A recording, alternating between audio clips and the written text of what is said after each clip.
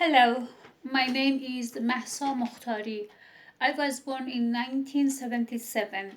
I came from a very aggressive and religious family in Iran.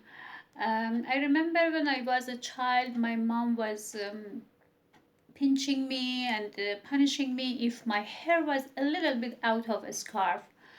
Even I couldn't say hello or hi to my cousins if they were boys. So you can see how religious and controller they were. My father was a teacher but very aggressive and controller. I have only one brother who is 2 years younger than me. He has a doctorate degree in chemistry and he's a professor at the university because he's a religious person and he is the same as people in the regime, Islamic regime in Iran.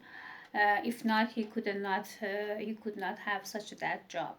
Anyway, I want to say I found the religion very harmful to me, and one bad and I can say worst thing that happened. It was that when I was only 17 years old, I had the forced marriage. That means my parents forced me to marry someone while I was crying. I didn't know anything about marriage and men and anything. And since I was teenager, I felt I don't have different desire and tendency um, between men and women. So I consider myself later as a bisexual woman.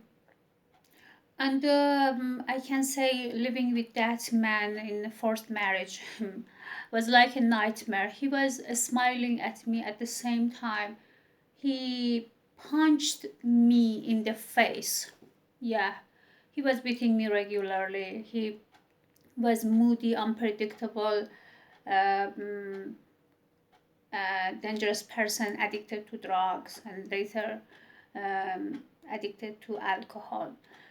Living with him was like a nightmare, and it was like living in the jail, uh, always torture and violence.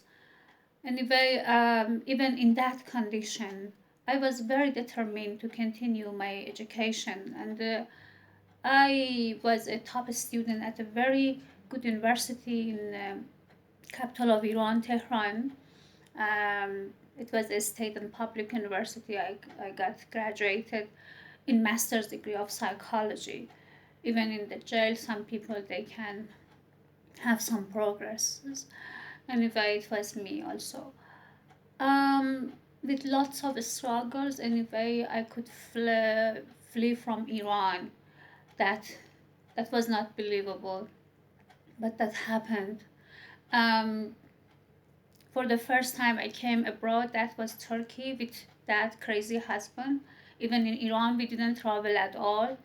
But for his main reason, we came to Turkey.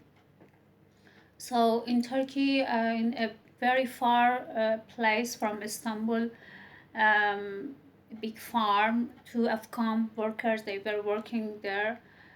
When I was beaten by my crazy husband. He was killing me. I don't know how I could escape by the help of two Afghan workers. Finally, all of my body was bruises and dark blue. I had lots of pain in my head, back, and everywhere. Anyway, those two Afghan young guys, they gave me a little money and they helped me. They brought me to the bus stop in Istanbul, and I went to Ankara and introduced myself as a refugee in the United Nations organization. I couldn't believe that they would help me, and I was thinking I should start sleeping in the streets. But fortunately, they helped me a little, and that was a lot for me, and I could survive. I could survive, yeah. But living in Turkey is very similar to Iran.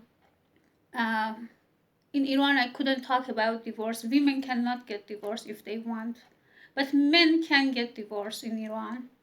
It was like a taboo. I couldn't talk about divorce into my family or his family. Even he would kill me if I wanted to talk about divorce. Here in Turkey, I applied uh, my divorce file, and still it is on the process. They say that is an absent divorce and it takes long time. I don't know how long. It's 4 years I'm here in Turkey as a refugee, but still my divorce has not ended, uh, and it's unclear.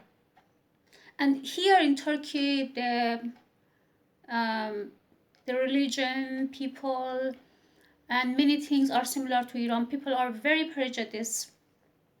They are uh, they are very prejudiced about LGBT group people, about different religions, and I have been raped and abused a lot while I'm isolating myself always, and I'm being afraid to be found by my crazy husband. I don't like to call him husband because it was a forced marriage and he was a killer. He was killing me. But still, my divorce has not ended, so that is why I'm saying that. Anyway, I'm struggling a lot here. I want to move to a safe country far from Turkey and Iran, and I want to experience a normal life. I want to taste how is a normal life. I really love to help women like me if I could resettlement in a safe